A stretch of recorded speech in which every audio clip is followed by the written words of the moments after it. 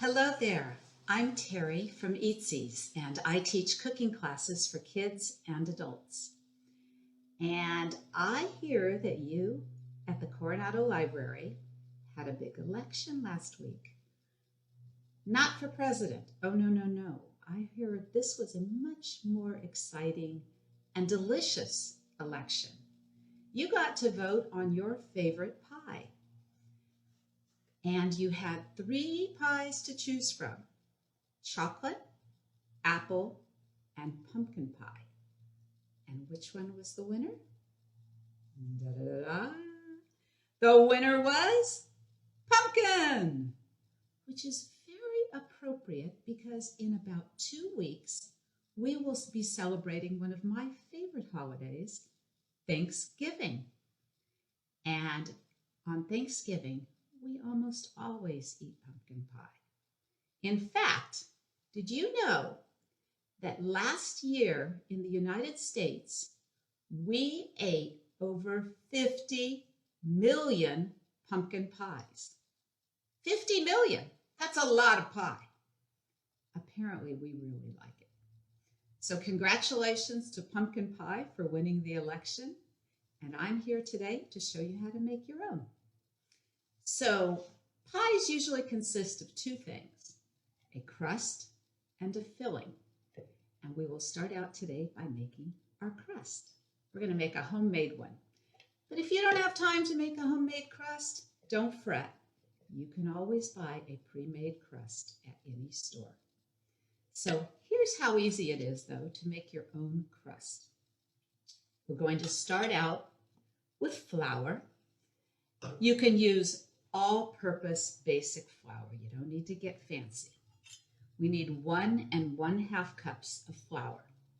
So what I'm going to do, take my 1 cup measuring cup, dip it into my flour so that it's overflowing, and then I'm going to take a flat surface. This is a dough cutter, or you could use your finger, but you're going to take it and just brush off the excess flour. We call this the scoop and scrape method. So here's 1 cup, and then I have a 1/2 cup. Scoop and scrape. There we go. All righty. And now we want 1 teaspoon of sugar.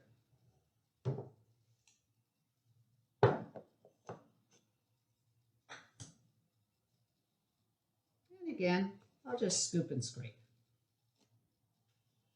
Add that to our flour mixture. And then last, we're going to add just a pinch of salt. Literally take your fingers and pinch. All right. And now what I'm going to do is just mix those dry ingredients together. This is a dough cutter. You could use your hands, you could use a spoon, you can use a fork, whatever works for you. I'm just going to very quickly just mix those together. All right, now what we're going to do is add our fat. And our fat is what will bind together our flour mixture. There are a lot of different fats that you can use. Everybody has their own way and their own recipe for making their pie crust. Some people like to use all butter. Some like to use all vegetable shortening. Some people like to use lard, which is an animal fat, and some people even use vegetable oil, which is a liquid fat. I personally like a combination of half vegetable shortening and half butter. And the important thing here is you want your fat to be nice and cold so that it doesn't melt when you mix it up with your flour. So what I've done is I took 3 tablespoons of butter and I cut them into small pieces and I put them in the freezer to get them nice and cold. So let me go grab those from the freezer. Be right back.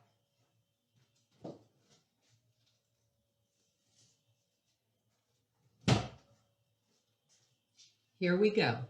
That's 3 tablespoons of butter that I have cut into tiny little pieces.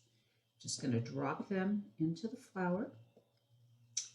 And then I'm going to measure out, if I can open this container. There we go.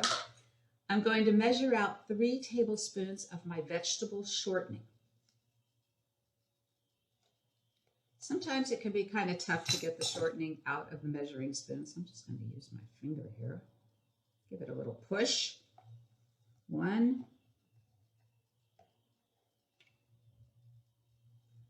2. Get it all out of there. Go on. And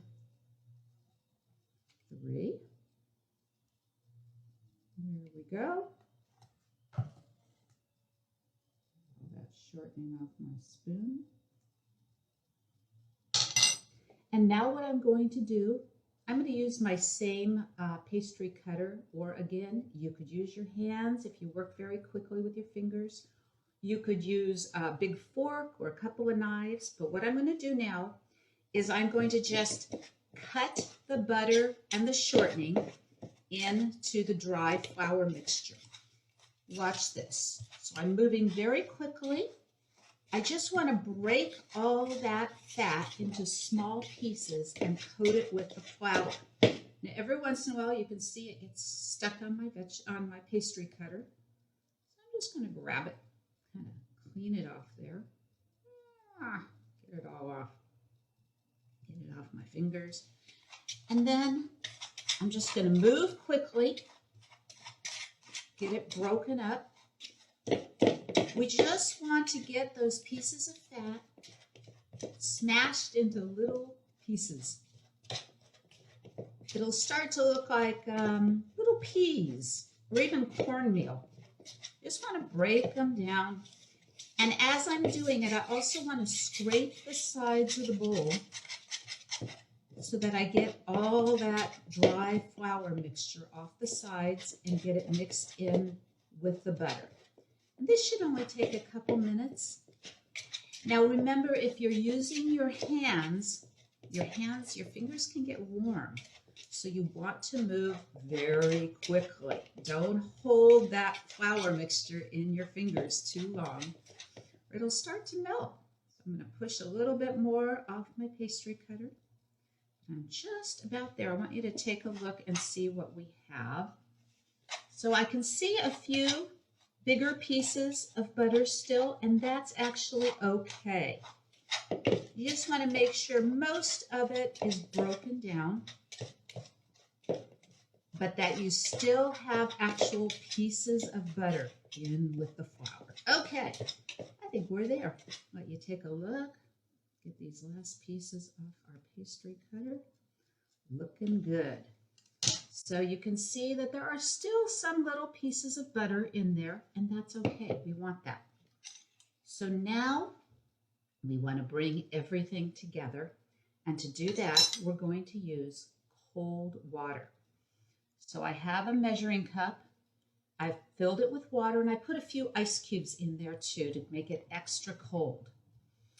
So we're going to add about 4 to 5 tablespoons of cold water. And you're wondering, about 4 to 5? Can't you give me a more exact number? I can't do that because there are a lot of factors here that will affect how much water we need. If it was raining outside today, our air would be very moist, and flour tends to soak up moisture from the air. So on a rainy day, you would probably need to add less water to your flour mixture. If you're in the desert or it's a very dry day, you would probably need to add a bit more water to your flour mixture. And I'll show you how to tell how much we need. So I'm going to start out by doing 4. I know we need at least that many. So I'm going to dip my measuring spoon, tablespoon, into the cold water, and I'm going to just drizzle it over our flour mixture. Here, like this. That was 2. Here's 3, and let's do 4.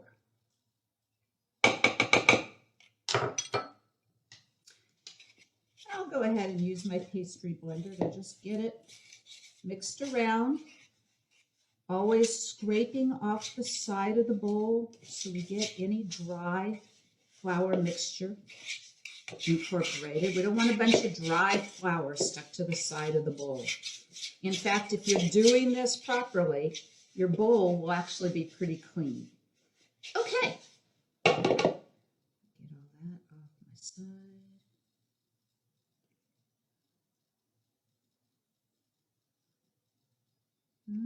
Alrighty. So now, how do you tell if you have enough water? I've mixed the water in real nicely. Easy way to tell.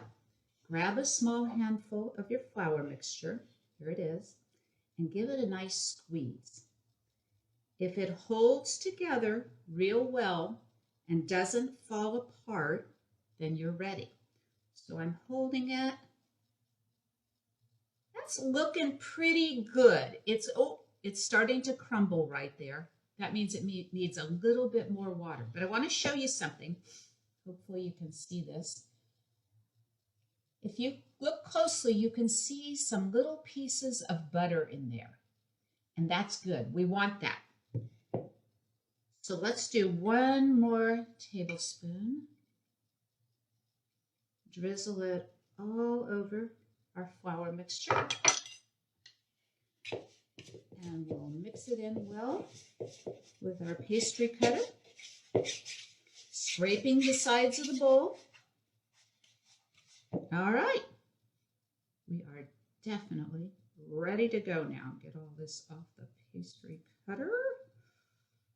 Okay, looking good. So let me show you. I'll grab a handful and we'll see how it looks.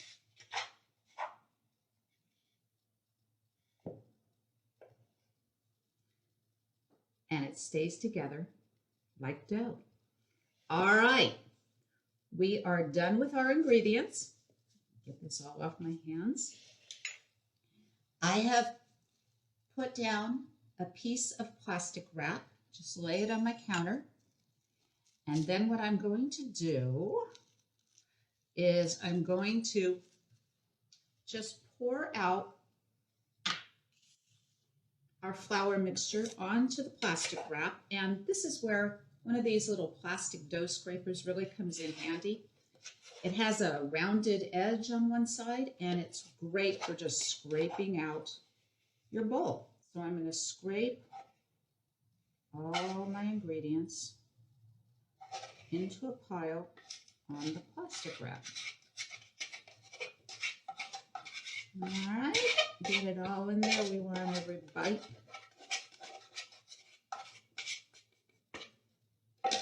All done. Now what I'm going to do to make life easy is I'm going to use my plastic wrap to squeeze all of the ingredients, all of the dough together.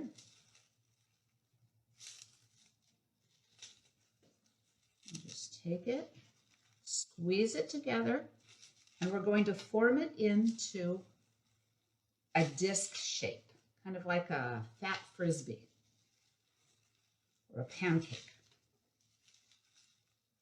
We're going to knead the dough just a little bit to bring it all together. And you'll still be able to see some pieces of butter in there, and that's good. We want that. We're looking for those pieces of butter because they are going to make your pie crust nice and flaky. And that's what you want, a real delicate, flaky pie crust. Okay, so there we go. And if you look closely, let me bring it up, you'll be able to see some pieces of butter in there. So now what I'm going to do is shape it out real nice. I'm going to wrap it up in the plastic wrap. And we're going to let our dough take a little nap in the refrigerator for about a half hour. And that way the butter can become nice and hard again so that it doesn't melt when we try to roll out the dough. So I've wrapped it up in the plastic wrap. There it is. I'm going to put it in the fridge, say goodnight. While our pie crust is taking its nap in the fridge, I thought we could start making our pumpkin pie filling. Really easy, one bowl. So we're going to start out with 3/4 of a cup of granulated sugar, just white sugar. Give it a scoop, 1/4, 2, and 3/4 of a cup. Next, we're going to do 1 teaspoon of cinnamon.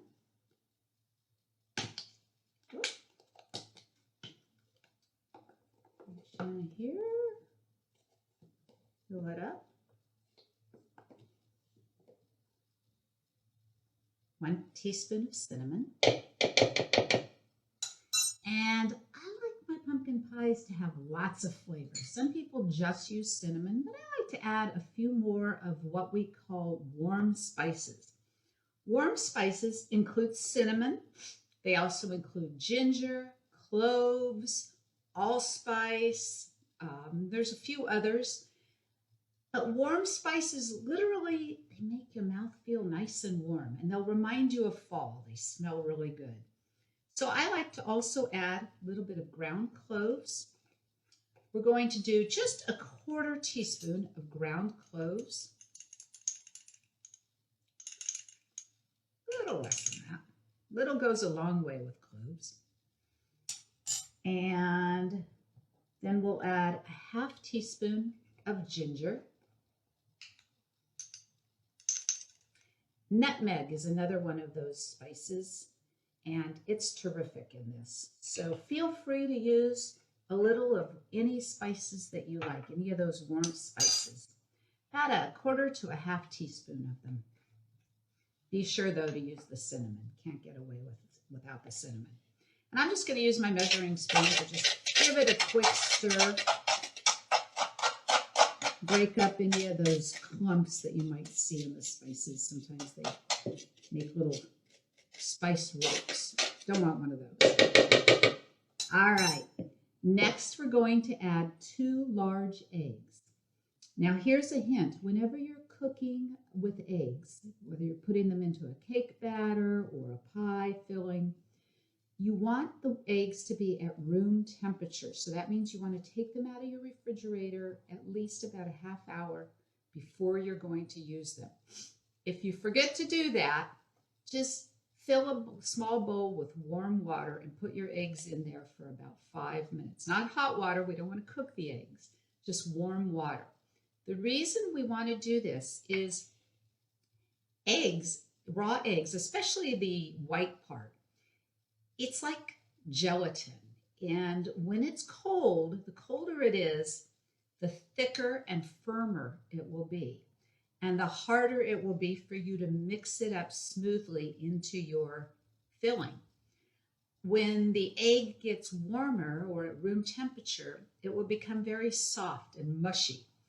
And it'll make it really easy for you to stir it up and mix it completely into your filling. If you don't mix your eggs completely into the filling, you may bite into your pie and find a piece of scrambled egg floating around in it. We don't want that. So bring your eggs up to room temperature before you use them. Give it a good crack. Open it up. Drop it in. Now, another little trick. If you're breaking your egg and you accidentally drop a little bit of shell into your filling or into whatever you're making, instead of trying to use your finger or a spoon to fish out that little piece of eggshell, take the other eggshell, take the whole shell, and use it to scoop up that random piece. It acts almost like a magnet, and it will make it really easy to pick it out. So there's 1 egg, and let's do our second one. And we go. Be sure you get it all in there. All right, and I'm going to use a whisk. Break the yolks first and give it a good mix. There we go. Being sure always to scrape the bottom of the bowl.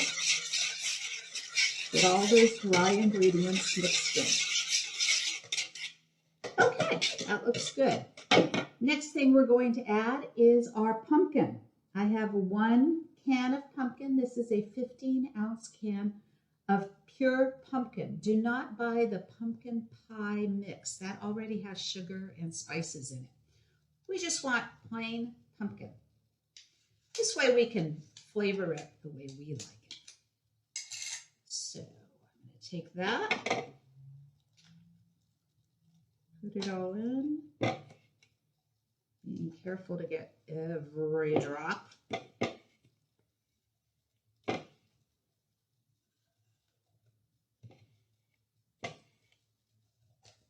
Okay, got it.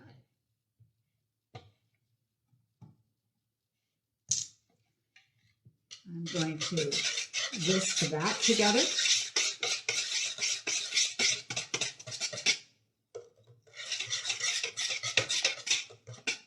Get it nice and smooth.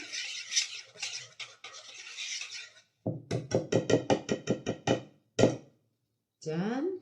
And then the last thing we're adding is 1 can of evaporated milk. Now this is evaporated milk, which is different from the sweetened condensed milk.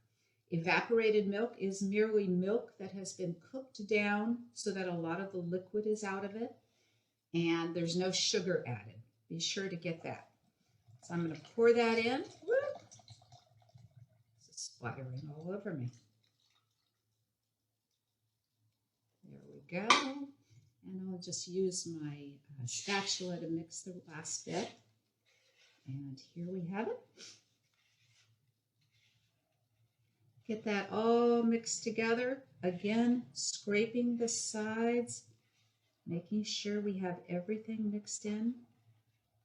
And now that I've scraped the sides really well, I'm going to use my whisk just to finish it off.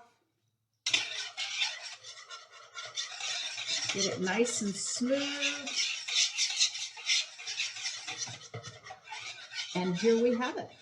And that is our pumpkin pie mix. The filling for our pie. And if it looks real thin and watery to you, don't worry about it. That's the way it's supposed to be. When those eggs cook, they're going to thicken everything and make it nice and firm. All right, so I'm going to set this aside, and we are ready now to roll out our dough. It has taken its nap, and it's ready to go. Let me get it, and I'll be right back. I now have my dough, which took a nice nap in the refrigerator. As I was grabbing my dough, I also preheated my oven to 425 degrees. So what I'm going to do before we roll out our dough is I'm going to sprinkle my countertop with some flour, and that'll keep our dough from sticking to the counter. So I'm going to unwrap the dough from the plastic wrap, lay it on the counter, and I'm going to use the plastic wrap. Got a little random piece there. I put the plastic wrap on top of the dough so that as I'm rolling out the dough, it won't stick to my my rolling pin. Hello. Anyway, so we're going to start rolling out our dough. We want to roll it into the shape of a pie, nice and round.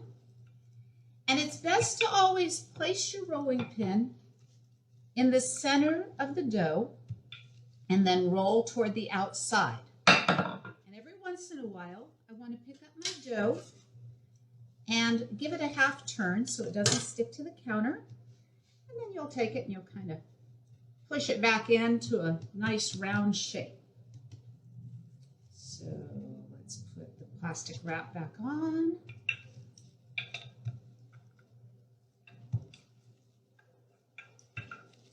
And I'm always rolling it out in different directions. Don't just keep rolling it in the same direction. You want to get it nice and round. So put your rolling pin in the middle and push your dough out to the sides. Okay, and I'm going to to take off the plastic wrap, give our dough another little turn. If your dough seems to be sticking to the counter, just place a little bit more flour underneath it. See, I'm pushing it back to keep it nice and round. Sometimes the edges can get kind of icky. I use a lot of technical words when I cook. Icky. All right. We want to keep rolling the dough out until it is larger than our pie plate. And we're using a 9-inch pie plate today. To get your pie crust into the pan is I just pick it up, roll it onto my rolling pin, and then lay it down in the pan. All right, got these just about done. There we go. Okay, now we have the crust all rolled under, and I'm going to do the decorative style that my mom taught me. It's pretty simple. There are a lot of ways to do it. Some people like to take a fork and just go all the way around the edges with a fork. It kind of looks like a bird has been walking on your crust. But the way I like to do it is take 2 fingers on one hand and my index finger on the other hand. And put my let's see if I can do it this way. Put my 2 fingers down, take my index finger, and I gently pull. Pull, pull, pull. I hear my oven beeping, so it's ready to go. Pull. And this will make a nice little design all the way around. So now it's time to pour in our filling and pop this guy into the oven.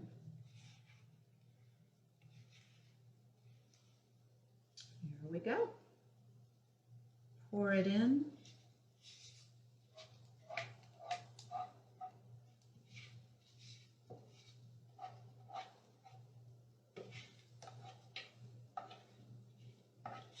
In she goes. All right. I do like to, whenever I'm baking a pie, I like to place it on a baking sheet or a pan of some sort, just in case while it's baking, it decides to rise up and bubble over, and we don't want to have a bunch of pie filling pouring all over our oven. So I placed it on a pan. I'm going to pop it in the oven at 425. I'm going to bake it for 15 minutes. At the end of 15 minutes, I'm going to reduce the oven temperature to 350 degrees, and I'm going to bake it for another 40 minutes. So I'll be back in 40 plus 15, 55 minutes. Hello there, I'm back with our finished pumpkin pie. Here it is, ready to be just cut into. So just to recap, I baked the pie at 425 degrees for 15 minutes. After 15 minutes, I lowered the temperature to 350 and I baked it for another 40 minutes. You want to bake it until the center looks set and it's not wiggly and jiggly. And you can put a sharp knife in the center, and if it comes out clean, you're good to go. I removed it from the oven and I then let it cool for about 2 hours. I know that sounds like a lot of time, but be patient. If you cut into a pie too soon, it will still be a bit soft in the middle, and it'll be really tough to get a clean slice. So now all that's left for us to do is cut in pumpkin pie. It's been fun cooking with you today. And if you have any questions or you'd like to schedule a cooking class with me, please feel free to contact me. My website is Eatsies. That's EATSIES, lajoya.com, all one word. And I'm Teri, and I hope to see you again. Bye.